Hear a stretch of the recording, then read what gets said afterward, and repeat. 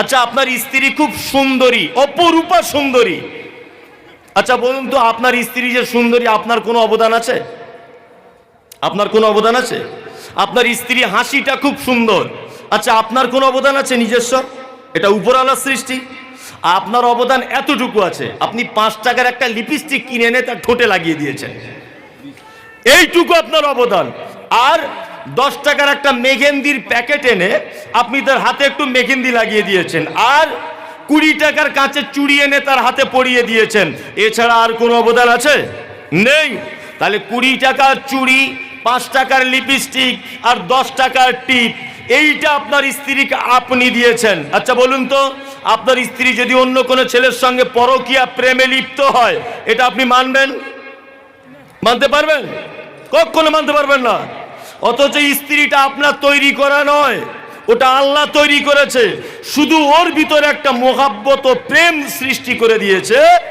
আর 2 টাকার লিপস্টিক কিনে যদি তোমার স্ত্রীকে তুমি এত আগলে রাখতে পারো যে কোনো পরপুরুষ যেন আমার স্ত্রীর দিকে না ছোঁয়া মারতে পারে, তুমি যদি এত রেগে যাও, তোমার স্ত্রীর দিকে কেউ তাকালে তোমার সঙ্গে যেমন হাসি মজাক করে কথা বলে, তোমার স্ত্রী অন্য পুরুষের সঙ্গে হাসি মজাক করে কথা বললে তোমার রাগ হয় কি হয় না? তুমি যদি 5 টাকার লিপস্টিক কিনে যদি তার অধিকারটা তুমি অন্য জনের কাছে তুলে দিতে না পারো, 10 টাকার কাঁচের চুড়ি দিয়ে যদি তুমি ওকে এত ভালোবাসতে পারো, তুমি যদি তাকে সামান্য একটা নারকেল তেলের বোতল কিনে দিয়ে তুমি যদি এত তার প্রেমে পড়ে যাও, সে যদি অন্য ছেলের কাছে যায় তুমি যেমন মেনে নিতে পারো না, তা আল্লাহ বলছে বান্দারে শুনে রাখ, আমি তোর টোটাল বডিটাকে বানালাম, শুধু আমারই জন্য কাজ করা লাগবে, সেজদা আমার কাছে দেওয়া লাগবে, আর পৃথিবীর কারো কাছে সেজদা দেওয়া যাবে না। তোমার স্ত্রী যদি অন্য পুরুষের কাছে গেলে তোমার যতটা রাগ হয়, আমি আল্লাহ তোমার টোটালটা বানিয়েছি, আমাকে বাদ দিয়ে যদি তুমি অন্য কাউকে খালিক মালিক, অন্য কাউকে যদি সাহায্য দাতা হিসাবে মেনে নাও, আমি আল্লাহ কতবারও রাখবো এটা তুমি নিজে নিজে বুঝে যাও।